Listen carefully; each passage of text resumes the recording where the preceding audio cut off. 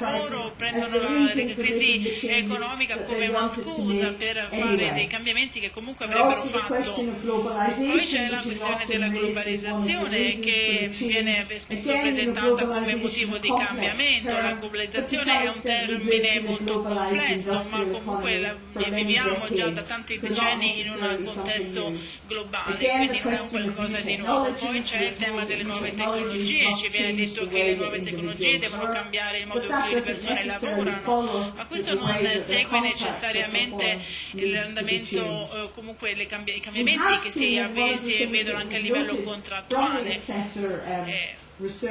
La ricerca ha evidenziato anche una diminuzione dei diritti occupazionali in tanti paesi, non solo in quelli che tradizionalmente possono essere noti per questo, come il Regno Unito, ma anche in Spagna, in Grecia e in Italia. Ci sono stati degli attacchi molto forti ai diritti occupazionali. Poi la promozione della flessibilità. I lavoratori devono essere flessibili se vogliono continuare a lavorare. Poi la riduzione dei costi del lavoro.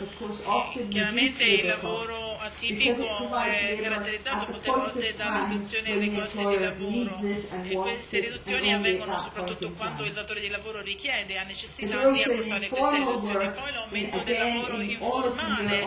In tutti i paesi oggetto dello studio c'è stato un aumento dell'economia grigia che non rientra nell'ambito di applicazione delle norme. Poi per quanto riguarda i contratti abbiamo assistito a una crescita di quelli che all'inizio erano i contratti a termine part-time a forme contrattuali meno regolamentate, come per esempio i contratti zero hour in Regno Unito, ma anche comunque interessa anche tanti altri paesi del lato dello studio. Molte persone lavorano full time solo quando il datore di lavoro chiede loro di farlo. Poi il lavoro subappaltato è un problema che interessa tanti paesi, quindi il lavoro non viene svolto dal fornitore iniziale ma attraverso un terzo. E poi il lavoro interinale, come diceva Stefano questa mattina, l'aumento di lavoro a distanza e comunque il lavoro interinale. Questo è il contesto. Poi bisogna capire chi lavora in modo atipico. Ci sono alcuni gruppi che chiaramente sono più interessati dal lavoro atipico.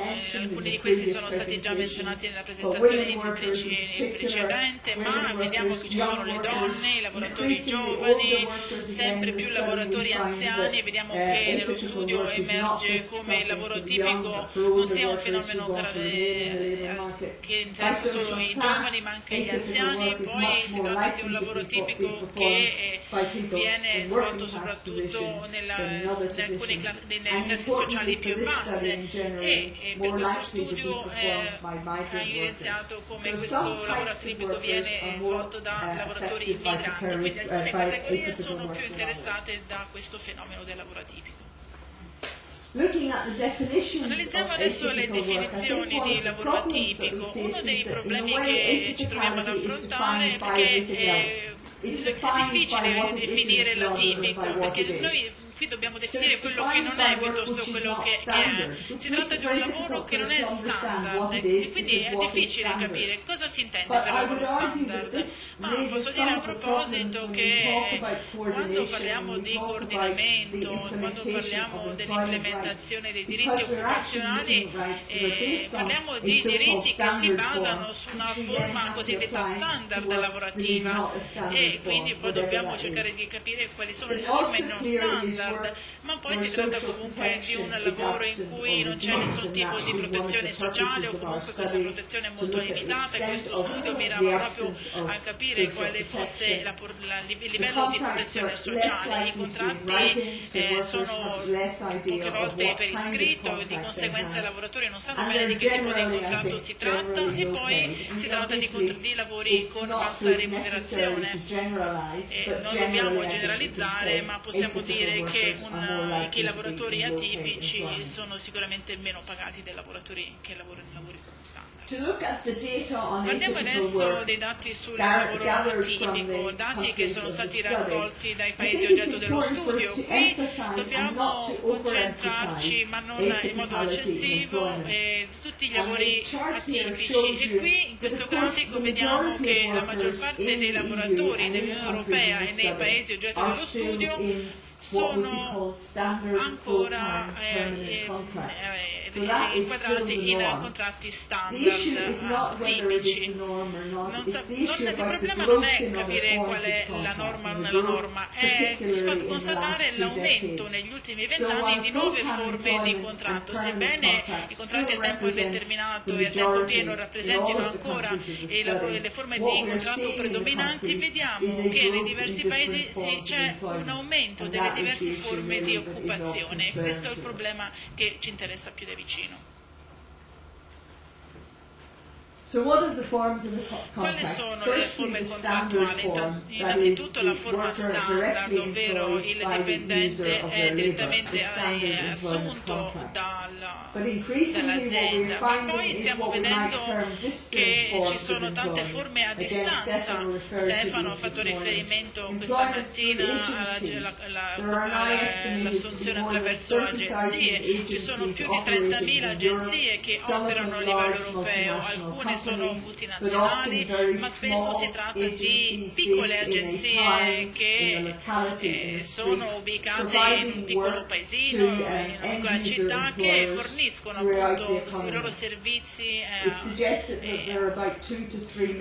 Si parla più o meno di 2-3 milioni di lavoratori in tutta Europa che lavorano attraverso agenzie, e l'aspetto importante qui non è la cifra, ma l'aumento di 3 volte negli ultimi 20 anni, sempre più lavoratori che lavorano attraverso agenzie interinali. Poi è importante sottolineare che si parla soprattutto di lavoratori giovani, 6 lavoratori su 10 hanno un'età inferiore ai 30 anni, e questo comunque ci dice molto sulle tendenze occupazionali delle generazioni future, perché si tratta di giovani che lavorano attraverso agenzie esterne e quindi in questo modo non godono dei diritti a cui possono appunto aderire, e questo creerà anche problemi per quanto riguarda il loro rapporto lavorativo futuro. E poi spesso queste persone sono escluse dalla protezione sociale perché comunque non sono direttamente impiegati e quindi non possono avvalersi dei loro diritti occupazionali. So let's turn to look at some of the types of contract. The most predominant and the one that is most frequently mentioned, of course, because it's the largest number of workers, are workers in part-time contracts. And I think we have to remember, because in some member states there is still a problem of lack of access to part-time work. The part-time work was something that was argued for by women workers who wanted to enter or to remain in the labour market. So I think we have to differentiate between work that suits the worker and work that suits the employer. And there's some part-time work that clearly suits the worker because of the type of arrangement that worker has in... have you got a problem? Okay. That worker wants. It's predominant though in certain sectors which are identified as female sectors of employment, such as cleaning and caring, and it has increased in all of the accessor countries of the study. But what we also find is increasingly a growth in involuntary part-time work. That is, part-time work that individuals do not want to do, but because there is no alternative. And is everything alright with the translation? Can you please check? Sì, abbiamo cambiato canale, scusate, se ci trovate sul canale italiano, che è il canale 2. Hanno cambiato. Sì, c'è stato un cambio di canale, scusate. Sul 2, ok, grazie. Okay. Yeah, sorry about that. Hopefully with the slides, the advantage of the slides, at least you've had some idea. So involuntary part-time work, in other words, people working part-time because they cannot find full-time work. The statistics for the UK, for example, suggest that 1 in every 5 part-time workers really is looking for full-time jobs. So in our definition, that's where atypical and problematic work arises, where it's work, a contract that the worker does not want to perform. And again, although the directive on part-time work in theory removes discrimination from part-time workers, the statistics continuously show that part-time workers earn less than equivalent full-time workers, are less likely to seek or to be able to get promotion, are more likely to be stuck in lower graded jobs. So that whilst we have legislation at EU level and at member state level, for certain reasons it doesn't appear to actually work.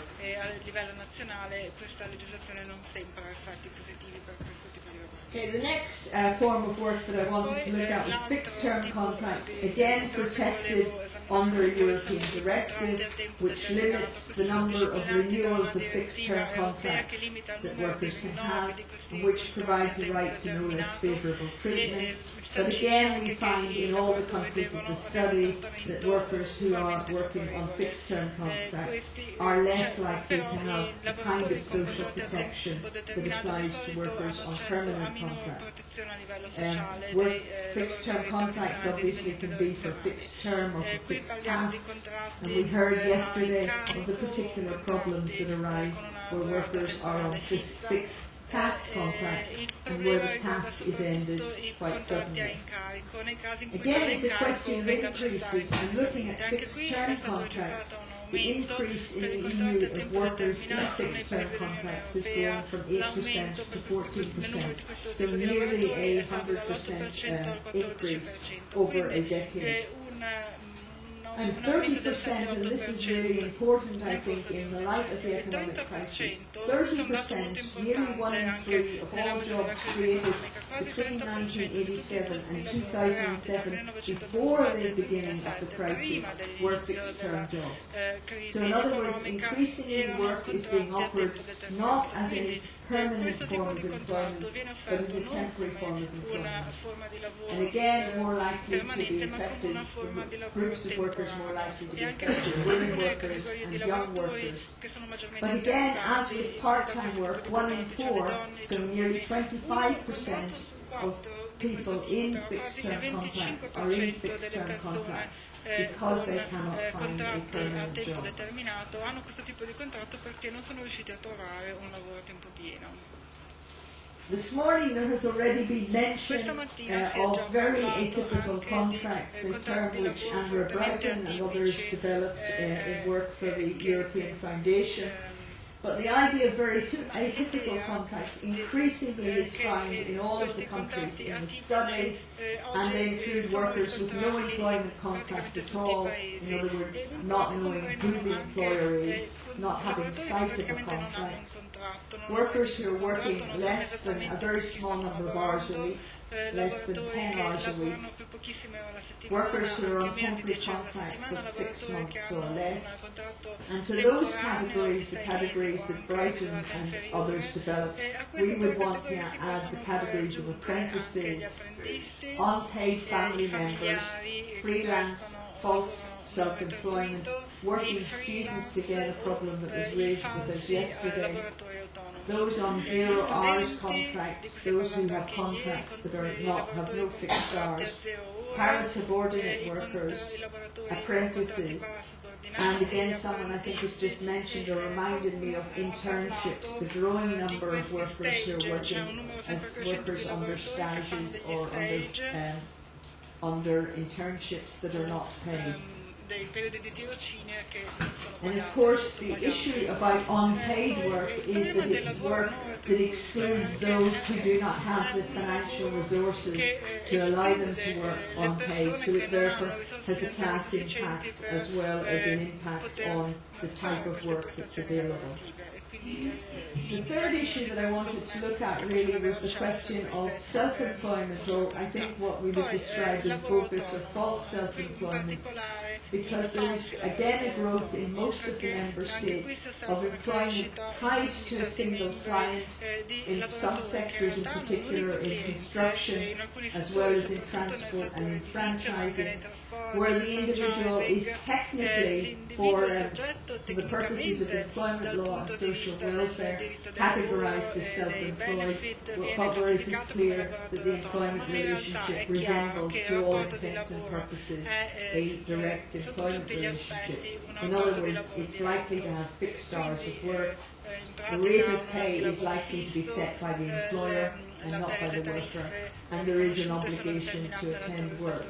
And so in these circumstances what we are seeing is a growth in false self-employment, where individuals are consequently excluded from the majority of employment rights, which only apply to those who are directly employed or who have an employment relationship. So to conclude, and I hope I've done it within time, no red things showing yet. I think what we're saying is that there are new forms of contract, that they are a growing phenomenon, although they are still a minority.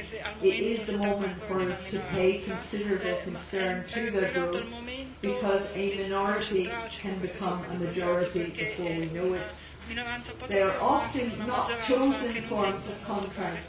Often we are told that particularly the young like the idea of more flexible forms of working relationships because they like the idea of moving from job to job. What we find is that that is not the case. Individuals are in these forms of contract because other forms of contract are not available.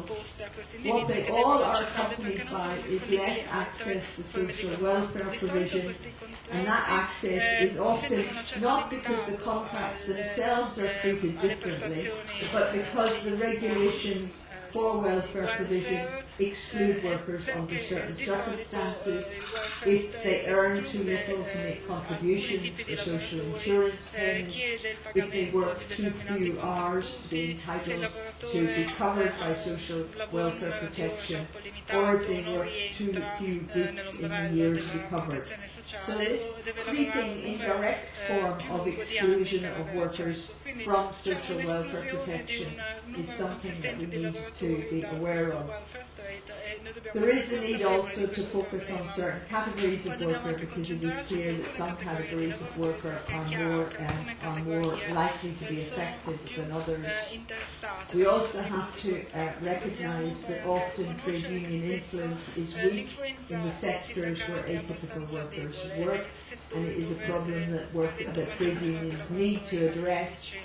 And I was reminded this week, because at my university tomorrow we are celebrating a meeting celebrating a very important strike of young women at the end of the 19th century, the match workers who were young, mainly Irish, migrant women who fought an incredible battle to defend their terms and working conditions, but in an industry that was recognised as a weak industry for trade unions, but which nevertheless organised itself.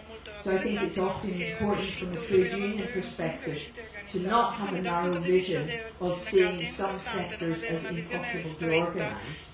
They are possible to organise, we just need the tools to enable us to organise them. And then finally, just to say that atypical employment contracts are very much part of a developing agenda of flexible work.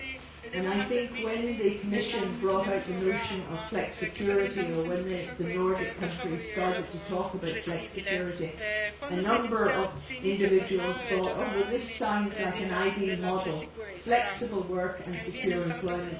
I think what we've actually found is flexible work and increasingly insecure employment. Maybe we should start calling it flexi-insecurity. But it is something that we need to be aware of. The labour market increasingly wants flexible workers. It wants workers when it wants them and not when it doesn't. It wants them when they are well and not when they're weak. It wants them when they are physically mobile and not when they are not. And these are all things that we need to take account of if we want to make sure that into the next century we actually have decent working conditions. Thank you.